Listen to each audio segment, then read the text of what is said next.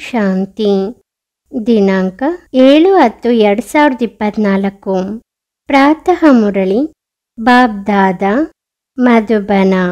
ಮಧುರ ಮಕ್ಕಳೇ, ನೀವು ಮಕ್ಕಳನ್ನು ಕುಂಬಿಪಾಕ ನರಕದಿಂದ ಹೊರತೆಗೆಯಲು ತಂದೆ ಬಂದಿದ್ದಾರೆ. ಆದ್ದರಿಂದ ನೀವು ಮಕ್ಕಳು ತಂದೆಗೆ ನಿಮಂತ್ರಣ ಕೊಟ್ಟಿರುವಿರಿ. ಪ್ರಶ್ನೆ: ನೀವು ಮಕ್ಕಳು ಬಹಳ ಅತ್ಯಂತ ದೊಡ್ಡ ಕಲಾಕಾರ ಆಗಿದ್ದೀರಿ. ಹೇಗೆ? ನಿಮ್ಮ ಕಲಾಕಾರ ಏನಾಗಿದೆ? ಉತ್ತರ: ನಾವು ಮಕ್ಕಳು ಆ ರೀತಿ ಕಲಾಕಾರರಾಗಿದ್ದೇವೆ ಯಾವುದರಿಂದ ಇಡೀ ಜಗತ್ತೇ ಹೊಸದು ಆಗುತ್ತದೆ. ಅದಕ್ಕಾಗಿ ನಾವು ಯಾವುದೇ ಇಟ್ಟಿಗೆ ಅಥವಾ ಗಾರೆ ಇತ್ಯಾದಿಯನ್ನು ತೆಗೆದುಕೊಳ್ಳುವುದಿಲ್ಲ. ಆದರೆ ನೆನಪಿನ ಯಾತ್ರೆಯಿಂದ ಹೊಸ ಜಗತ್ತನ್ನು ಮಾಡಿಬಿಡುತ್ತೇವೆ. ನಾವು ಹೊಸ ಜಗತ್ತಿನ ಕಲಾಕೃತಿಯನ್ನು ಮಾಡುತ್ತಿದ್ದೇವೆ ಎಂಬ ಖುಷಿ ನಮಗೆ ಇದೆ. ನಾವೇ ಪುನಃ ಅಂತಹ ಸ್ವರ್ಗಕ್ಕೆ ಮಾಲೀಕರಾಗುತ್ತೇವೆ.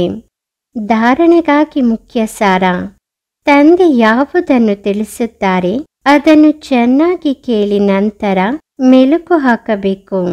ಪ್ರಾಪಂಚಿಕ ವಿಚಾರಗಳಲ್ಲಿ ತನ್ನ ಸಮಯವನ್ನು ಹಾಳು ಮಾಡಬಾರದು. 2. ತಂದೆಯ ನೆನಪಿನಲ್ಲಿ ಕಣ್ಣುಗಳನ್ನು ಮುಚ್ಚಿಕೊಂಡು ಕೂರಬಾರದು. ಶ್ರೀ ಕೃಷ್ಣನ ರಾಜಧಾನಿಯಲ್ಲಿ ಬರಲು ವಿದ್ಯೆಯನ್ನು ಚೆನ್ನಾಗಿ ಓದಬೇಕು. ವರದಾನ: ಮನಸ್ಸು ಬುದ್ಧಿಯನ್ನು ಸಂಕೋಲೆಗಳಿಂದ ದೂರ ಸರಿಸಿ ಮಿಲನ ಮೇಳವನ್ನು ಆಚರಿಸುವಂತಹ ಸಂಕೋಲೆಗಳಿಂದ ಮುಕ್ತರಾಗಿ.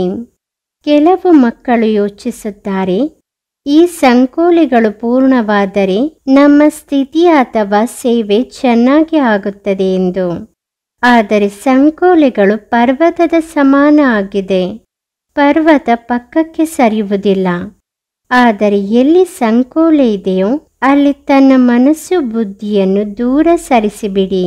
ಅಥವಾ ಹಾರುವ ಕಲೆಯಿಂದ ಸಂಕೋಲೆಗಳ ಬೆಟ್ಟದ ಮೇಲೆ ಹೊರಟು ಹೋಗಿ.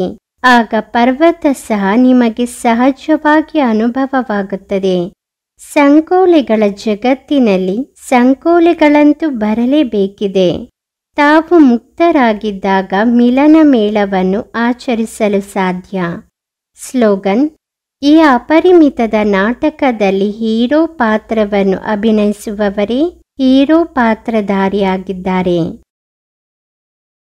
ಓಂ ಶಾಂತಿ.